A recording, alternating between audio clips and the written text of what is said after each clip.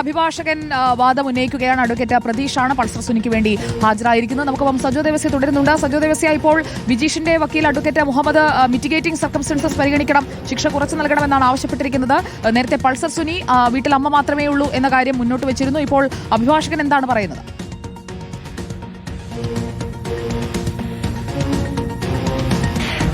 ഇതിൽ പ്രധാനമായി നമ്മൾ കാണേണ്ടത് പൾസർ സുനിയുടെ അഭിഭാഷകൻ, അതായത് കേസിലെ ഒന്നാം പ്രതി, നേരത്തെ തന്നെ കോടതി ചൂണ്ടിക്കാണിച്ച ഒരു പ്രധാനപ്പെട്ട കാര്യം, ഒന്നാം പ്രതി അതായത് യഥാർത്ഥ കുറ്റവാളിക്ക് പരമാവധി ശിക്ഷ എന്ന ചോദ്യം അടക്കമുണ്ട്. അതിൽ തന്നെ ഒരു സൂചനയുണ്ട് എന്നതൊരു പ്രധാനമാണ്. അപ്പോൾ സ്വാഭാവികമായും പൾസർ സുനിയുടെ അഭിഭാഷകൻ പ്രധാനമായും മുന്നോട്ട് വയ്ക്കാൻ സാധ്യതയുള്ളത് ഒരു റിഫോർമേറ്ററി തിയറി അനുസരിച്ചുള്ള വാദമുഖങ്ങളാണ്. അതായത് ശിക്ഷയിൽ ഇളവ്, അതായത് എല്ലാ കുറ്റകൃത്യങ്ങളിലും നമ്മുടെ നീതിന്യായ സംവിധാനം മുന്നോട്ട് വയ്ക്കുന്ന ഒരു പ്രധാനപ്പെട്ട കാര്യം മാനസാന്തരത്തിനുള്ള അവസരം എന്നതാണ്. അതായത് പ്രതികൾക്ക് മാനസാന്തരത്തിനുള്ള അവസരം നൽകുക, അതായത് തിരുത്തൽ എന്നതാണ് ഇതിൽ ഏറ്റവും പ്രധാനപ്പെട്ട കാര്യം. അങ്ങനെ ഒരു പരിഗണനയാണ് ഇക്കാര്യത്തിൽ നൽകേണ്ടത്. അതായത് ഒരു കുറ്റവാളിയെ ശിക്ഷിക്കുക എന്നതല്ല, അതിൽ തിരുത്തലിനുള്ള അവസരം എന്നതാണ് പ്രധാനമെന്ന ഒരു സ്വാഭാവിക വാദം. അതായത് ഈ നിയമത്തിന്റെ പരിധിക്കകത്ത് നിന്നുകൊണ്ടുള്ള പരമാവധി കുറഞ്ഞ ശിക്ഷ ലഭ്യമാകാനുള്ള ഒരു പരിശ്രമം മുന്നോട്ട് വയ്ക്കുന്നു, വാദമുഖങ്ങൾ നിരത്തുന്നു എന്നത് മാത്രമേ ഉള്ളൂ.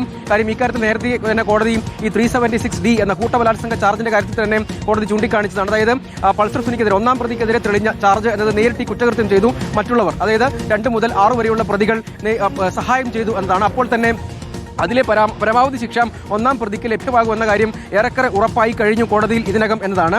ആ കാര്യങ്ങൾ മുന്നോട്ട് വയ്ക്കുകയാണ്. അതിൽ കോടതി പൾസർ സുനിയുടെ അഭിഭാഷകനോട് ചോദിക്കുന്നത് നിങ്ങളുടെ സാഹചര്യങ്ങൾ വ്യത്യസ്തമാണ് എന്നത് ചൂണ്ടിക്കാണിക്കുകയാണ്. നേരത്തെ തന്നെ ഇത്തരം കാര്യങ്ങളിൽ പൾസർ സുനിയുടെ അഭിഭാഷകൻ പറയുന്നത് ജീവപര്യന്തം എന്നത് ബാക്കി ജീവിതം പോലെ ക്രൂരമായ നിർഭയ കേസ് പോലെയുള്ള ക്രൂരമായ കേസുകളിലാണ് ജീവപര്യന്തം എന്നത്, അതായത് ജീവിതാവസാനം വരെയുള്ള തടവ് എന്നതടക്കമുള്ള അത്തരം കുറ്റകൃത്യങ്ങളുടെ സ്വഭാവം, അതായത് വ്യത്യസ്തമായ കുറ്റകൃത്യങ്ങളിലാണ് നൽകേണ്ടത് എന്നാണ് അഭിഭാഷകൻ പരമാവധി ശിക്ഷ നൽകരുത് എന്ന് വാദിക്കുമ്പോഴാണ് കോടതിയുടെ മറുപടി, അല്ലേ സജോ?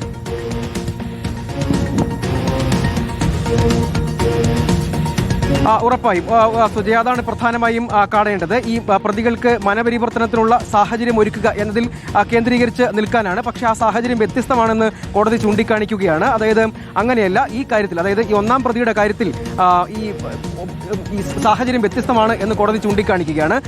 അതിൽ പ്രധാനമായും ഈ പ്രതിഭാഗം അഭിഭാഷകൻ പൾസർ സുനിയുടെ അഭിഭാഷകൻ പറയുന്നത് ബ്രൂട്ടൽ റേപ്പ് ആണെങ്കിലേ പരമാവധി ശിക്ഷ വരൂ എന്നുള്ളതാണ് പൾസർ സുനിയുടെ അഭിഭാഷകൻ അഡ്വക്കേറ്റ് പ്രതീഷ് ഇപ്പോൾ വാദിക്കുന്നത്. കോടതി തിരിച്ചു ചോദിക്കുന്നുണ്ട്, അതിജീവിതയുടെ നിസ്സഹായാവസ്ഥ പരിഗണിക്കേണ്ടതല്ലേ എന്ന്. അത് നിർണായകമായ വിധിയിലേക്ക് എത്തുന്നതിന്റെ സൂചനയല്ലേ സജോ?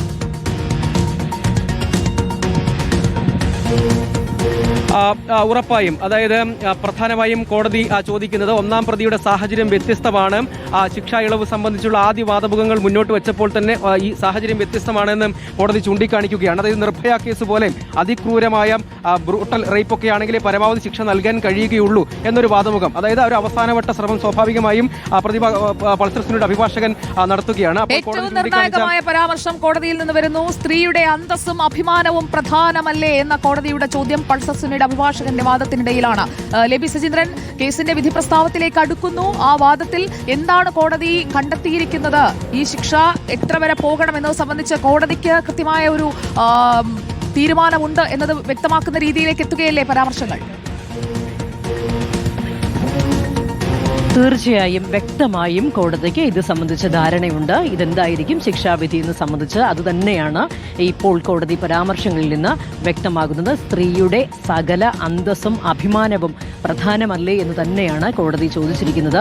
എല്ലാ സാഹചര്യങ്ങളും പരിശോധിക്കേണ്ടതുണ്ട്. ഇവിടെ അതിജീവിതയുടെ നിസ്സഹായാവസ്ഥ പരിഗണിക്കേണ്ടതല്ലേ എന്ന് കോടതി ചോദിക്കുന്നു. ഒപ്പം തന്നെ ബ്രൂട്ടൽ റേപ്പാണെങ്കിലേ പരമാവധി ശിക്ഷ വരൂ എന്ന് അഭിഭാഷകൻ പറയുന്നുണ്ട്.